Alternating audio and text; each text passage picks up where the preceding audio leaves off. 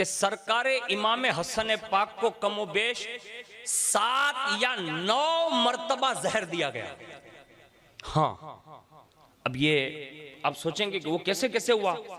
कई बार बाकायदा लकड़ियों और तलवारों की नोकों के जरिए आपके पैरों में बाकायदा जहर दाखिल किया गया। कई मर्तबा आपके खाने में जहर, कई मर्तबा खजूरों में जहर, कई मर्तबा शहद में जहर। ये कई बार उन मुनाफिकों ने और उन खारजियों ने प्लान बनाए कि किसी भी तरह हजरत इमाम हसन मुश्तबा को शहीद कर दिया जाए। और बाकायदा ये बात होकर रही कि हजरत इमाम हसन पाक रज़ी अल्लाह ताला अन्हु को जो आखिरी बार जहर दिया गया वो बाकायदा उस मशकीज़े में डाला गया जिससे आप रोजाना पानी नोश फरमाया करते थे। और वो इतना जहर हलाहल था कि अल्लाह अकबर।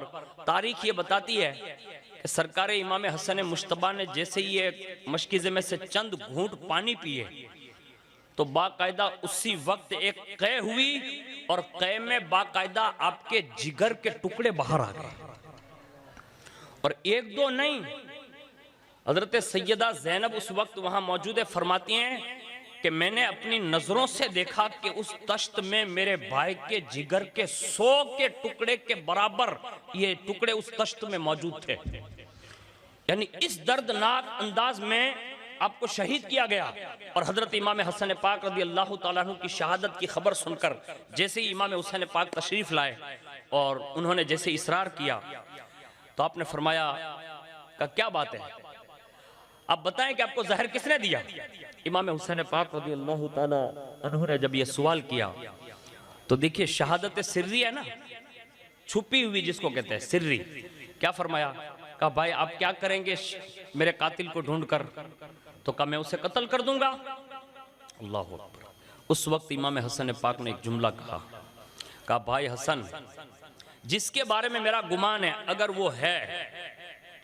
वो है तो मुझसे और तुझसे बेहतर अल्लाह बदला लेने की ताकत रखता है। वो मुंतकी में हकीकी है, वही इंतकाम लेगा। और अगर वो नहीं है तो फिर मैं बिगैर किसी हुस्न जन के, मैं किसी पर गालिब गुमान करते हुए उससे मैं बदनाम करके जाना नहीं चाहता कि मेरी वजह से वो मुसीबतों का शिकार हो जाएं। यानी मैं उसका नाम देना नहीं चाहता। ये इमाम हसन पाक ने इस बात को राज रखा क्योंकि कुदरत का फैसला भी यही था कि हसन की शहादत राज की राज रहे, यानी कातिल तक का नाम का पता न चले। उसमें बहुत सारे इख्तलाफाती मसाइल हैं जो फिक़ही किताबों में मौजूद हैं। मैं तो आपको समझाने की गर्ज से इसका निचोड़ पेश कर रहा हूं कि इमाम हसन पाक ने ये नाम नहीं दिया। और बाकायदा उसके बाद जैसे आपके चेहरे पर बाकायदा वो लुअलु और मरजान का जो कलर होता है ना वो रोनुमा होने लगा। तो इमाम हुसैन पाक ने पूछा, कहा भाई ये कलर चेंज कैसे हुआ, यानी हरा कलर जिसको कहते हैं ना, तो कहा ये कलर चेंज क्यों हो रहा। तो फरमाया, कहा ये वही निशानी है जो हदीस मेराज में बताई गई थी, यानी इसकी तरफ इशारा किया। तो इमाम हुसैन पाक ने पूछा, कहा वो हदीस मेराज है क्या। कहा भाई जन्नत में जो मुझ हसन का महल बना हुआ है वो भी वहां हरा है। और मैंने जिब्रील अलैहिस्सलाम से हुजूर फरमाते मैंने पूछा था कि इस महल का कलर अलग क्यों है सबसे, तो कहा आपके बेटे हसन के लिए हैं और इसका कलर हरा इसलिए है कि इनको जहर जब दिया जाएगा तो इनका चेहरा ऐसे हरा हो जाएगा। ये इस बात की निशानदेही हदीस मेराज में इमाम हसन ने बवक्ते शहादत इसको बयान किया। और उसके बाद थोड़ी देर के बाद बाकायदा बेकरारी छाने लगी, हुज़्न मलाल चेहरे पर आ गया। इमाम हुसैन ने फरमाया, कहा भाई आप बेकरार क्यों हैं। अब सुनिए उन्होंने जो इरशादात अता फरमाया बवक्ते विसाल शहादत, इरशाद फरमाया, ए बिरादर गिरामी आप क्यों रंजीदा हैं, आप बेकरार क्यों हैं, सबब क्या है। आपको तो ये होना चाहिए कि आप बेकरारी के बजाय खुश होने चाहिए। कहा किस बात पर।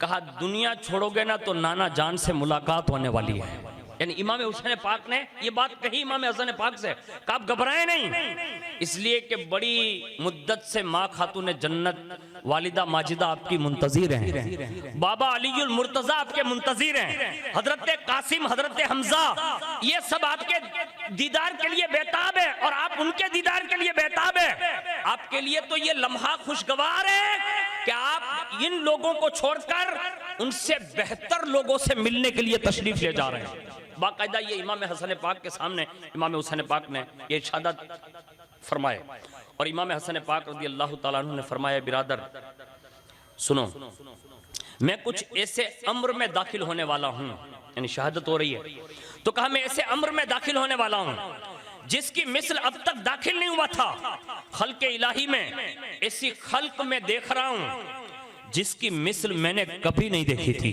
यानी फरिश्तों की आमद और रफ्त देखी।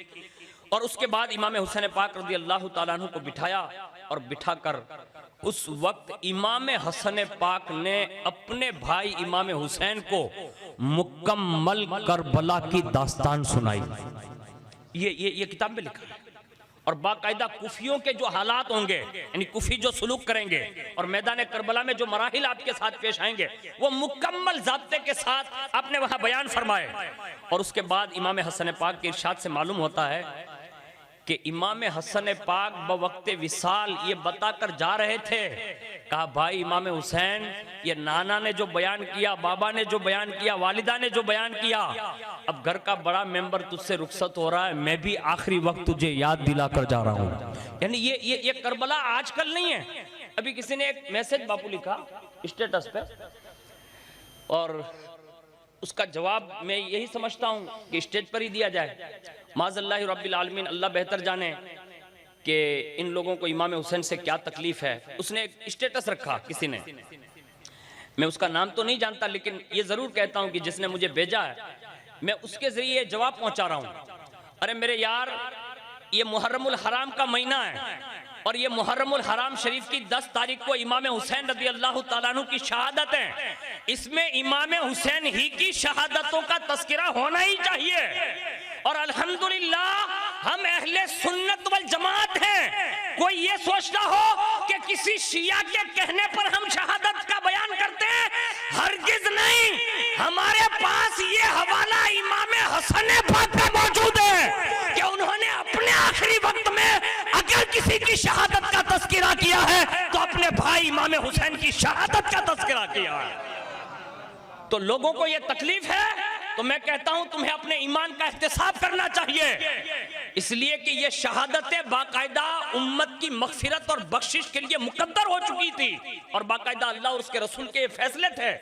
ये हमारा और आपका मिजाज ये नहीं है कि हम किसी अहले तशय्युअ के कहने पर बयान करते हैं। नहीं, हमारी माएँ भी हुसैनी है, हमारा बाप भी हुसैनी है, हमारी पहले की नस्लें भी हुसैनी है और हमारा बदन का एक एक रोंगटा और खून का एक एक कतरा हुसैनी है। जब तक जिंदा रहेंगे हुसैन हुसैन करते रहेंगे और जब मरेंगे तब भी हुसैनी बनकर, और जब कयामत में उठेंगे तो गुलाम हुसैन बनकर उठेंगे।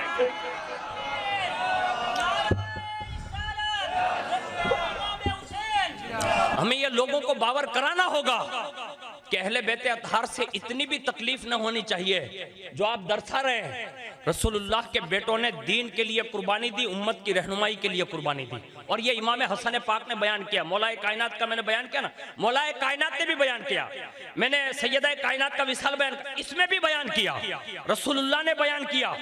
तो ये शहादत बयान करना ये अहले तशय्युअ का तरीका नहीं, ये मुस्तफ़ा के गुलामों का तरीका। इसको लोगों को बावर कराना चाहिए। उसके बाद इमाम हुसैन रज़ी अल्लाह ताला अन्हु ने वो सारा पस मंजर देखा और उसके बाद इमाम हुसैन रज़ी अल्लाह ताला अन्हु ने हज़रत सैयदा ज़ैनब कुबरा रज़ी अल्लाह ताला अन्हा को करीब बुलाया और करीब बुलाकर इरशाद फरमाया, मेरी बहन दुआ करो अल्लाह ताला ईमान पर खात्मा बिल खैर फरमाए। यह हमें तवज्जो दिलाई, हालांकि जिनकी मोहब्बत ही ईमान हो, लेकिन जाते जाते कह रहे हैं, कहा बहन दुआ करो अल्लाह ईमान पर खात्मा बिल खैर फरमाए। मेरे वालिदैन, हमारे वालिदैन मेरा इंतजार कर रहे हैं, अल्लाह ताला तुम्हारा हकीकी मुहाफिज है। सैयदा ज़ैनब कुबरा से कहा, तुम बड़ी हो, खानदान में उन सब का ख्याल रखना और हत्तल इम्कान मेरे बाद किसी को भी तकलीफ न होने देना। यानी सैयदा ज़ैनब कुबरा को इमाम हसन पाक जाते जाते फरमा रहे हैं और सारा वो पस मंजर जो बादे करबला है ना उसको बयान किया और सैयदा ज़ैनब कुबरा से कहा कि बहन, जिस माँ का दूध मैंने पिया है उसी माँ का दूध आपने भी नोश फरमाया है।